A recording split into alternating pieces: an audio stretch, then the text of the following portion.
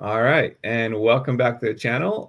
My name is Matei, and with me today I have Alec Walsh, fellow real estate investor extraordinaire.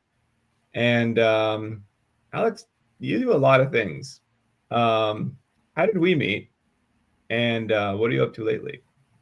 Yeah, absolutely. First off, thanks for having me on. I appreciate you, your audience, and you taking the time to put this together. And it's always good catching up with you. It's one of my favorite things, quite frankly. And we met for the first time, I believe it was out in Scottsdale, as part of a mastermind that we are in the Peace Morby community. Both real estate, business acquisitions, everything under the sun. It's about 400 people who are subject matter experts in their own fields under those two umbrellas. And we had met at one of those first retreats, and I think we stayed up far into the wee hours of the morning. And I've had nothing but good things to say about you and your business dealings as well. So that's how I met. I believe we met at Yeah, Scottsdale for the first time. yeah, I think it was. Yeah, we stayed up till probably 3 in the morning, and I was learning more about lending from you guys. So Yeah, very precisely. cool, very cool. So this is a lending channel for the most part. Do you currently lend? Have you lent in the past? And what type of lending do you prefer to do? Yeah, absolutely. So we let me be specific. We raise capital is our Mhm. number one function. We raise capital from all sorts of avenues. We can dive into that in a little bit more detail and kind of go through what those four Mhm. deal boxes look like from ideal like lender perspectives. But for our side of the house, yes, we are constantly raising capital and we are constantly lending or utilizing that capital. Right now, we're in a utilizing that capital phase in our business. We're operating in two markets, Florida and Minnesota, for multifamilies and co-living opportunities is the real estate side. And then here in Florida for small businesses, $2 million and under for EBITDA, and then for 2 to 5 million in gross revenue for engineering adjacent businesses. So there's two deal boxes for business acquisitions. There's two deal boxes for multifamily or for multifamily in two different states. And we've been operating off of that now that we have all the HUDs we can need internally. We started doing that capital raising side for external deals. In metros like Atlanta, we started with anywhere from 30 to eventually 100 unit multifamilies in that market, for example, and even luxury fix and flips in really nice neighborhoods in New Jersey, New York, Connecticut, the Northeast Tri-City areas is where we cut our teeth for the most part. If that answers your question. Mhm. And you were primarily doing gap lending for this, or? Yes. So most of what we do, if not all of what we do, really comes down to gap or bridge loans, Okay. meaning the delta between whatever that majority principal amount is, whether that's in sub two's case or seller finance case, it's really a mortgage or it's a lot of equity. And you're coming to the table essentially with a down payment. That's a fancy way for saying what gap and bridge is. Mhm. And a part of that gap or bridge may be things to cover your burn rate, right? So you have a monthly expenditure or a monthly interest that you're going to incur during a project for a certain period of time, unless you're coming in as a PMP who's getting no monthly payment at all and you're just an equity partner. There's a couple of different ways to structure that. That's based on your needs, but that gap and bridge funding is a fancy way of saying, hey, that's the down payment and anything else we're going to need to get the deal done and closed and make sure that it has enough room to breathe while we are doing what needs to be done, whether that's value add, whether that's fix and flip, whether that's just assigning it, or whether that is holding it for the long term, right? That can all look a couple of different ways. Mhm. So, what type? Can you tell me a story about a borrower that came to you that is memorable for what a great experience it was, that you immediately felt, oh, I can trust this person. I can't wait to do my due diligence and lend to this person, but I know it's all going to check out. Yeah. Oh, absolutely. One thing to note is I don't necessarily get borrowers or deals from a traditional like avenue. I really don't have a wide use of wholesalers, like say Pace might rely on wholesalers a lot. I just don't. My ecosystem is a lot of builders. It's a lot of brokers. It's a lot of transactional or traditional institutional lenders, that side of the house. And so one of our best was actually a traditional lending house, a brokerage, if you not necessarily a brokerage, but they were the top tier one lender. And the individuals who were a part of that entity also fixed and flipped in luxury areas, had around 30 or 40 HUDs themselves, had done so in that metro for 40 years, right? For a little close to 40 years, right?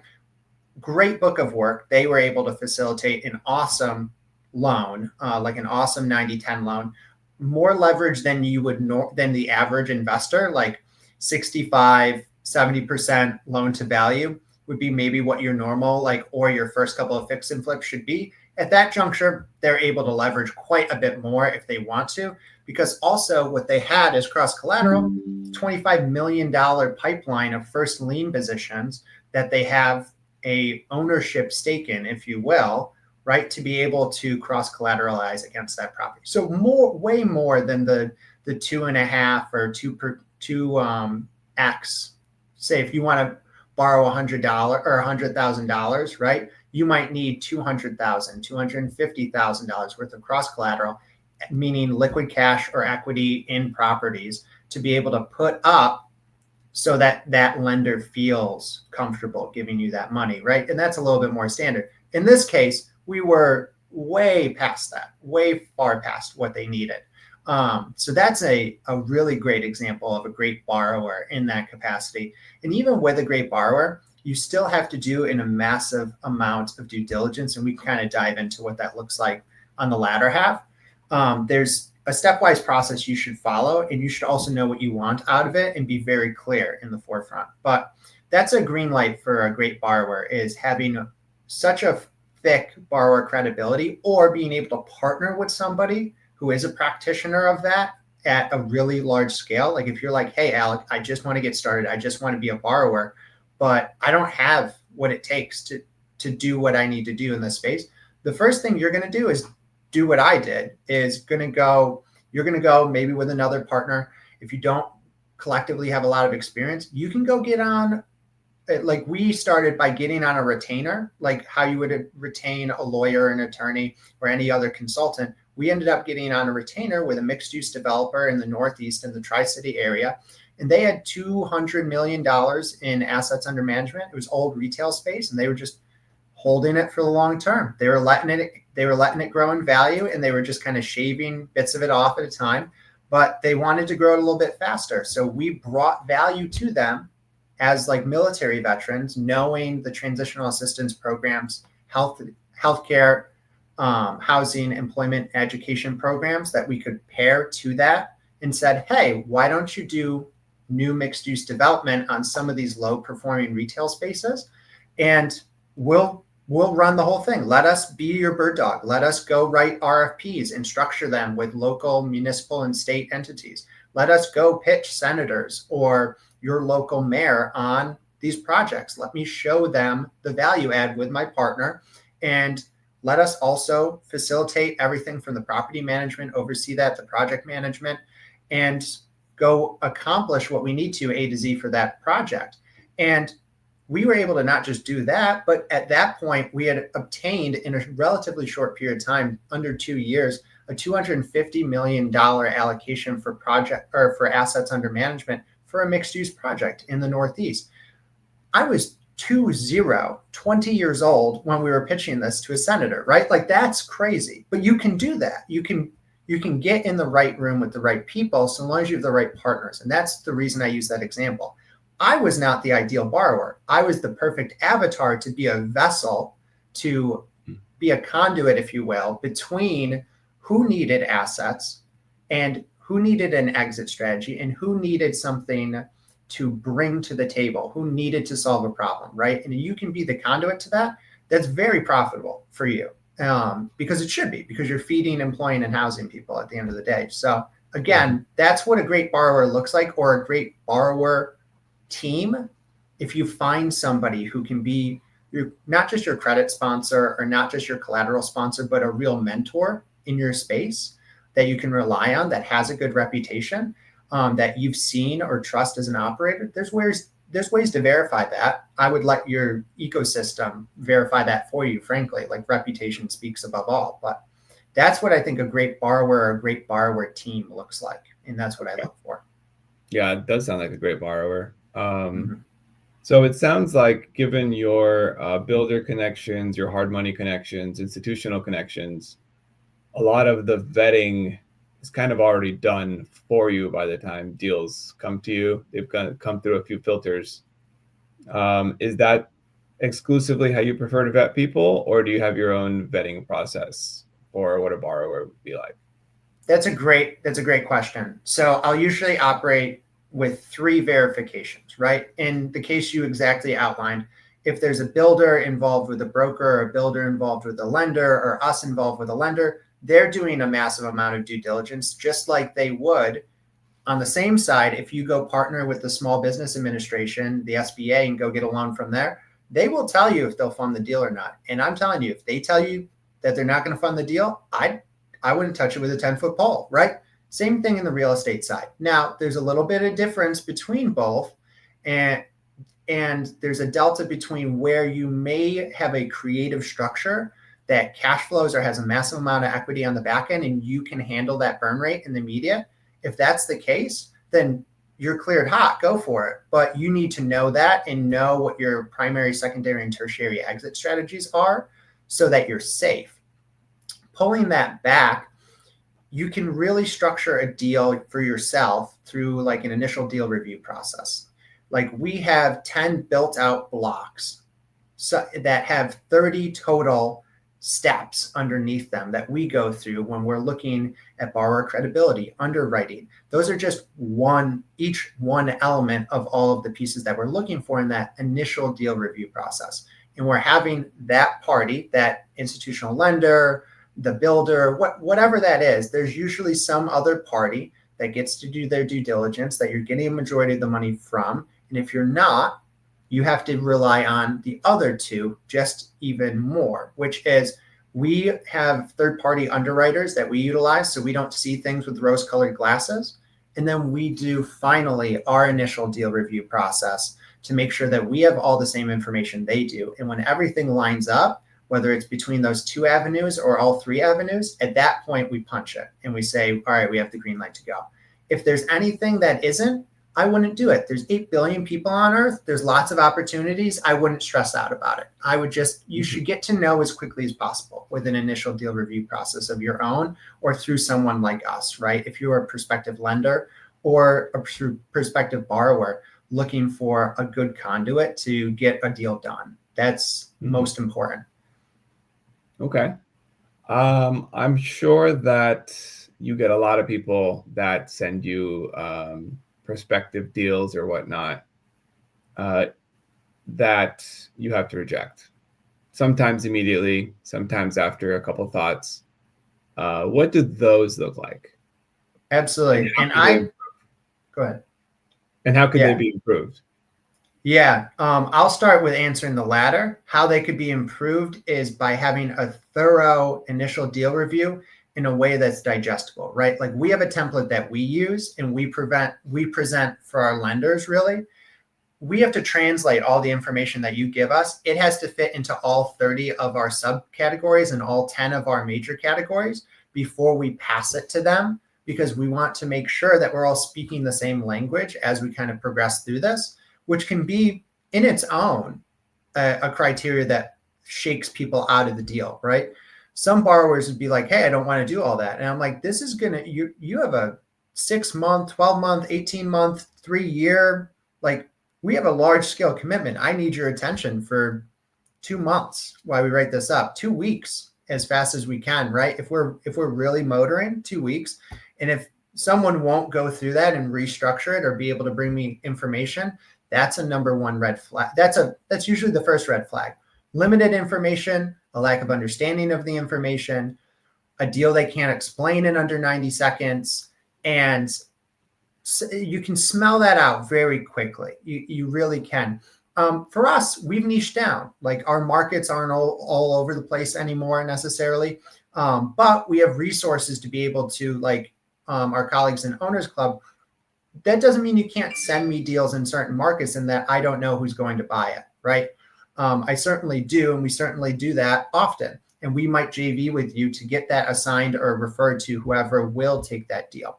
I'll be on a call later this afternoon with one of our colleagues for a Savannah, Georgia deal that Mike and Paul have, and they're looking for a resource. And I think we're not their end buyer, but we can definitely get them to where they need to be and help them curate a really good initial deal review process. I did a underwriting initial deal review process with Mike Oakes on his podcast with Paul Rodriguez.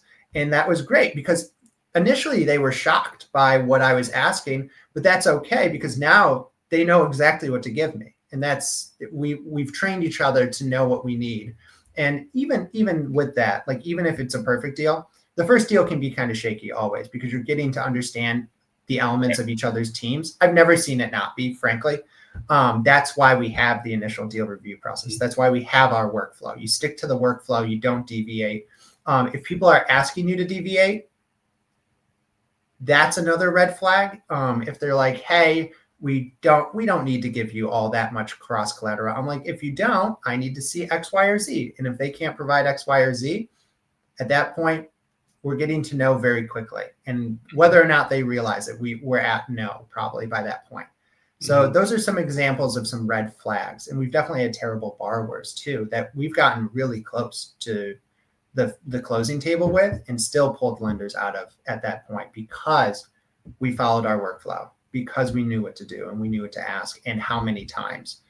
Like a nightmare scenario is we were looking to close on a really large multifamily asset in Georgia.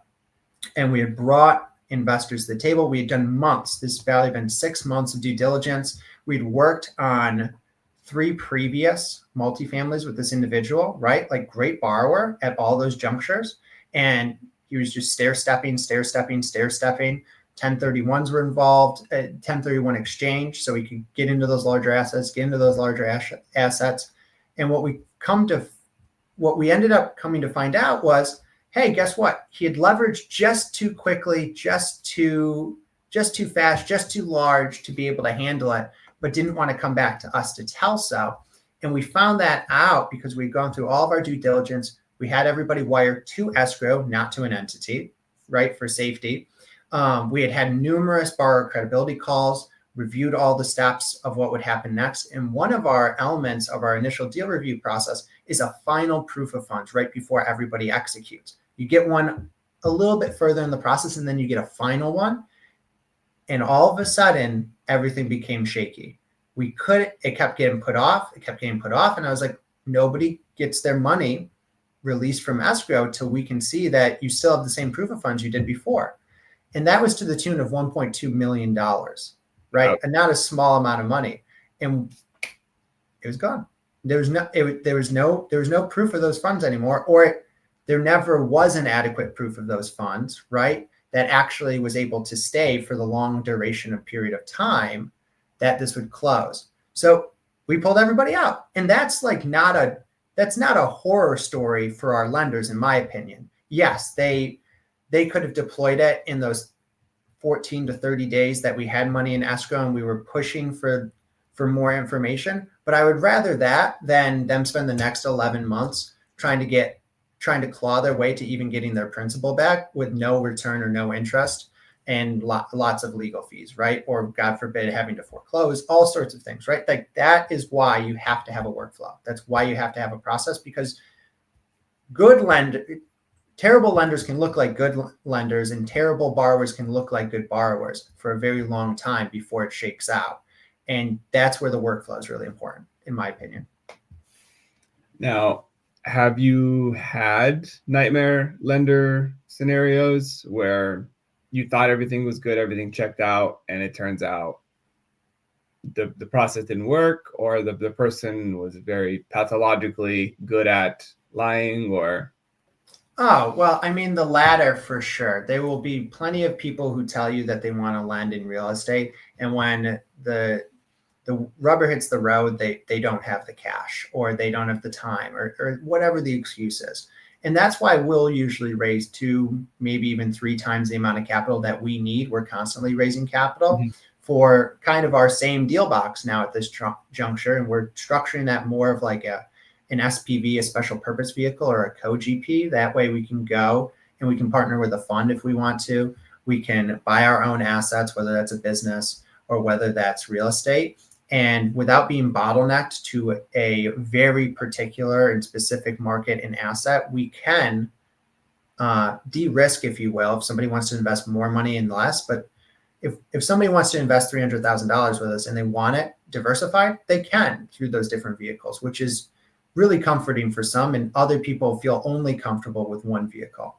And all of that to say that from the lender side of the house, it's important that you know what's going into the deal and what's coming out of the deal for you and what the expectation is. And that also, like what Pace says, never want wire money you can't live without. And that's not just me saying that for our deal. That's anyone. That's not financial advice necessarily. Like, I'm not a CPA. I'm not your attorney by any stretch of the imagination.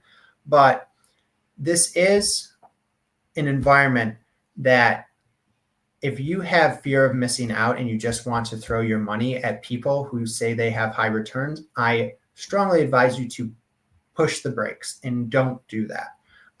So I wouldn't say there's necessarily bad lenders, but there's lenders that make bad decisions. And it's not a lack of knowledge, it's a lack of information. So it's not them necessarily trying to do malice. They're not trying to do themselves malice or others, right? Or a team that they're getting involved with. Those lenders, though, have to have comfort and understand their own and the initial deal review process that they're being put through, and ask for more, demand to know and understand yourself how to be more dangerous as a lender. And with that, you can be more dangerous with more information, and getting to know quickly is important, right? And that's okay, because you could look at someone like us who is funneling you a bunch of different types of deals that you can get more and more comfortable reading through, and also find out what you like. I would say a bad lender is someone who doesn't know what they want yet, right? And so you just need information to get there, and you need the information to make yourself feel comfortable and know that you can be a little bit more dangerous, if that answers your question. It does, yeah. Can you expand a little bit on just a broad 30,000 foot view of capital raising? As far as my understanding is that me, just a private citizen, I can't go up to a random person and say, hey, give me $50,000, I'll invest it for you. Something about securities laws. Yes. What's involved, and not specifically like the how to, but broadly, what should people not do as connectors or as capital raisers versus the proper way to do something? Absolutely. The number one thing to start with is, if somebody's asking you to wire funds directly to an LLC, never do it. Like, just never do it. Have some sort of, if it's a real estate transaction, go through a title or escrow company. If it's a business transaction, go through some sort of escrow or an attorney's office, right? It will be some sort of escrow account that those funds go through, where there are several things involved in that, where there's LLCs, where there's promissory notes, where there's operating agreements, all of which are there to structure it's outlining very specifically, where is this going? How long is it going? How much? And God forbid anything happens, where does it go after the fact, right? That's exactly what that's exactly what that subset of documentation is doing for a lender or a borrower. And it should be going through some sort of entity that is designed for that transaction, not just going to somebody's LLC.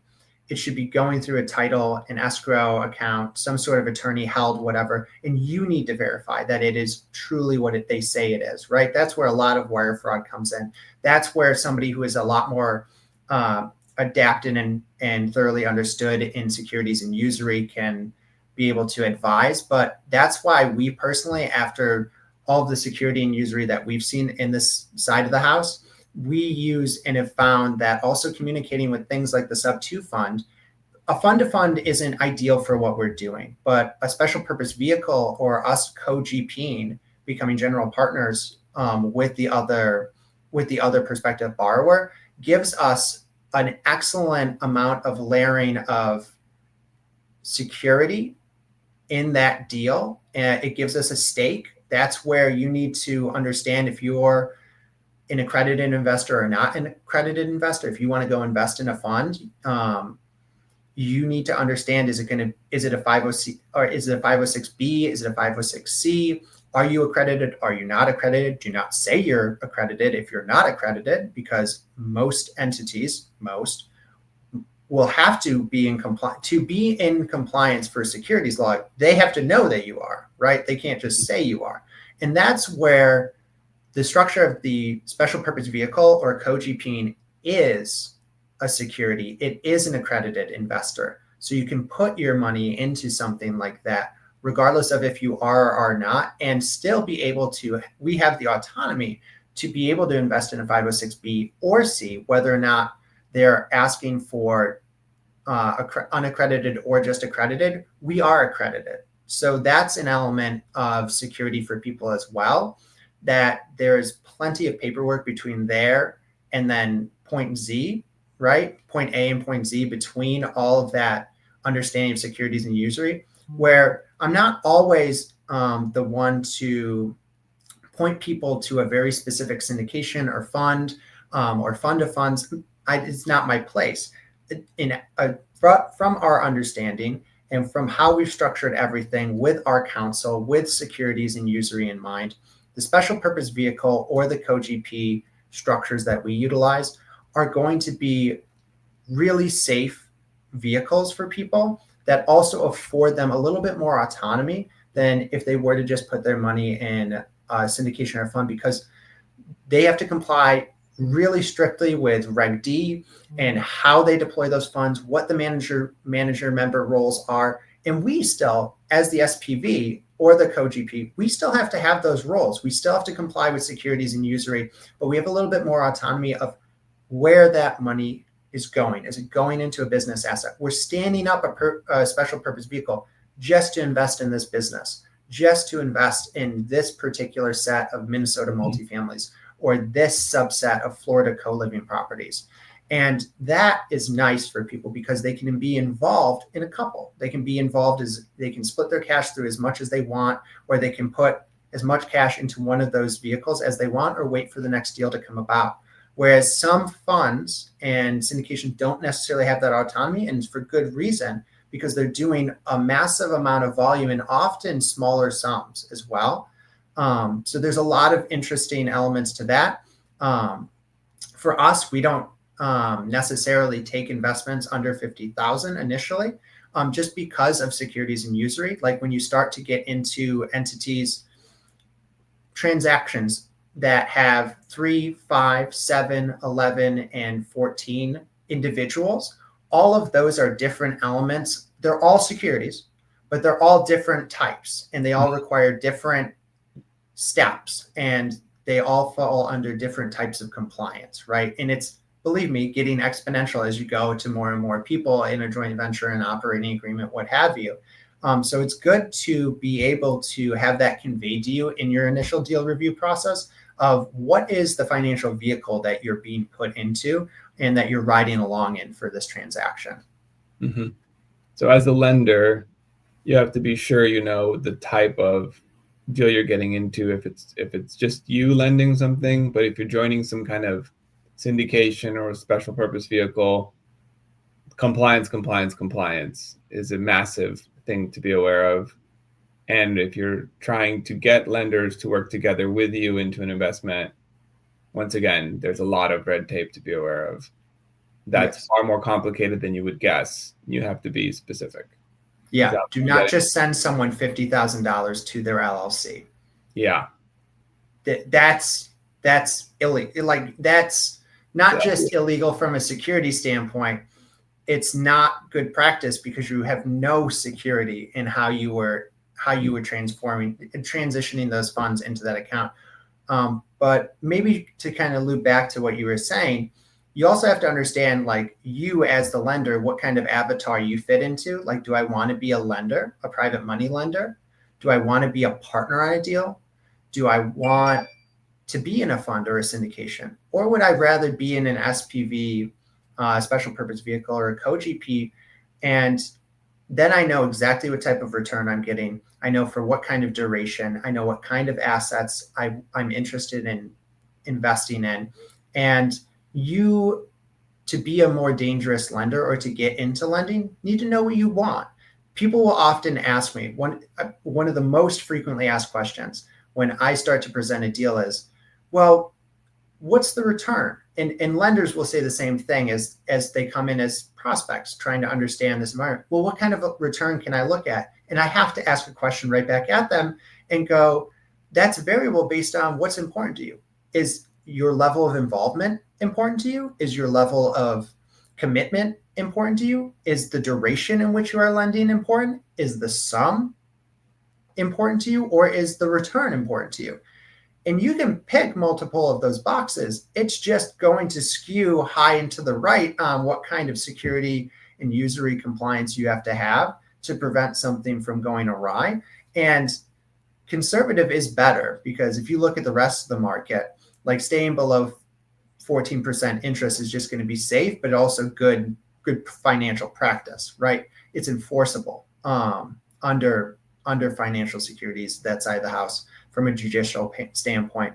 But looping back, you need to understand if you want to be a lender, a partner, or if you want to be in a special purpose vehicle or a co-GP, or if you want to be in a fund and some other type of syndication, right? You need to know and understand those. And that gets presented, for example, in our initial deal review process. You understand exactly how long, what kind of return, your level of involvement, and your role. That's an element of securities as well, that you are going to have a role no matter what. You can't connect individuals to lend or borrow to me without having some sort of role. So that's an interesting element too, is people think they can just marry individuals and go, hey, I'd like money for that. There is an element, there's a teetering point between being a finder, like getting a finder's fee through some sort of referral, and really being a connector who's going to walk through that entire life cycle of the deal with individuals as more of a consultant or a liaison to what's happening. So even if you don't want to be a lender or a borrower, you need to be involved depending on how much initial deal review you're bringing to me, right? If you want to bring just the overarching 10 building blocks, or if you want to bring all 30 steps, you're going to have a different amount of involvement throughout the entire process. So it's something to take into consideration and know all the parties involved. So it's kind of like the difference between being a concierge clerk or a front desk worker versus being a Sherpa on the expedition. Very much so. I think that's a great analogy. Yes, it is. And you need to know ahead of time whether or not you have the wherewithal to want to be a Sherpa. Right. And don't tell people you'll send them on a trip if you can't join them on the trip. Oh, very much so. That's going to be the quote. Yeah. And if you've never been on a trip, go on the trip with somebody who has been. And that's where borrower, lender, credibility on both sides is going to matter. And it's going to make you and everybody else involved not just feel more comfortable, but secure in a deal. Well, I have learned a lot. Thank you so much, Alec, for your insights. You clearly are very well versed in this world. And I wanted to ask you, what is something you're looking for right now, business-wise? How can people interact with you? Where can they find you? And you had also mentioned you might be doing a teaching event of some sort. If you could tell me more about that as well. That's correct. So I'll start with the latter. We're doing 2-day workshops. Our next 2 will be starting March 1st and 2nd. That weekend, we're usually picking weekends. That way, if you have a 9 to 5 or you just want to be able to allot time to get away from family and go learn about how to be a more dangerous borrower or lender. We're having that here in Palm Beach, Florida. I can give you some resources to kind of follow that. And we'll also be doing one the day before the Dallas, Texas Squad Up Summit, which is Pace Morby and Jamil Danji. They host an awesome event that we were both at last year, and they'll be doing that this year in Dallas, Texas. So if you're coming in a day earlier, you would want to come in a day or two early. We'll be doing a one-day workshop, a little bit more concise in that capacity as well. We do local lunch and learns with different offices as well. That way we're kind of educating people on how we run through our process. So if you're local to Florida and that's something that interests you, I can always share that stuff with you. In the headline right here with my name, that's my Instagram handle, Alec Walsh15. You can find me on YouTube, Alec Walsh. The best way to reach me is through Instagram, or I can give you also the resource to come through. If you're interested in learning more about our deals, join one of our 2-day workshops. Absolutely. Like without a doubt, join the 1-day workshop if you're going out to Dallas, or if you're in the Texas area. There'll be more to come. So don't be worried about that, but I would get in sooner than later because we do book up pretty quick. And yeah, that's been our best kind of education that we can give out. And I want to make more people more dangerous, whether they want to start up their own lending business, they want to be involved in some sort of way financially with real estate or business transactions, or they want to just be a better borrower or get into that, or they're an experienced borrower and want to learn something new and be put in front of people who can be prospective lenders on their deals. I haven't seen anybody in those workshops or in that environment in our ecosystem that hasn't benefited in one way or another, because that is the design of kind of being in these rooms together, learning together. It's just to be informational, like I was saying, so everybody can be more dangerous. Well, yeah, that sounds fantastic. I will be in Dallas. I may take you up on that 1-day workshop. All right, excellent. Can you briefly talk about the buy boxes you mentioned earlier, just to finish off?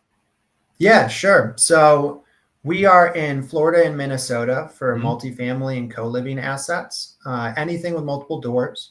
On the other side of the house for business acquisitions, we're doing between 2 and 5 million for engineering adjacent companies.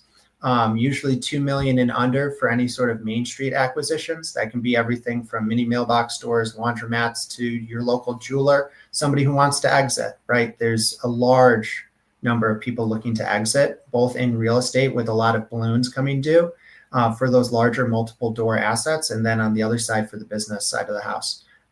If you have deals or interest in things that are slightly outside of our scope, we don't discourage that.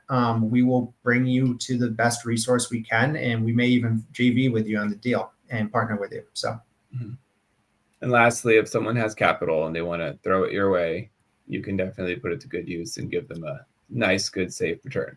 Is that? Yeah, we can show them the best way to be dangerous. Figure out, number one, how do they want to lend, and at that juncture, we can find the best vehicle for you.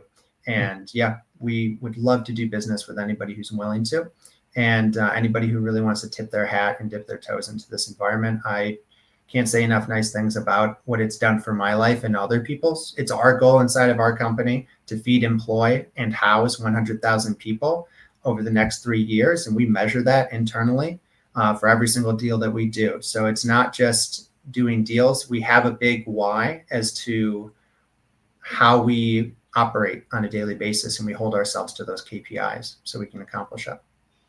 That's fantastic. Well, thank you for your time, Alec, and I look forward to seeing you in Dallas, man. Absolutely. Always a pleasure. So thank you to you and your audience for having me on, and I hope this was of a great value to anybody listening, even if it's just a little bit. Cheers. Cheers.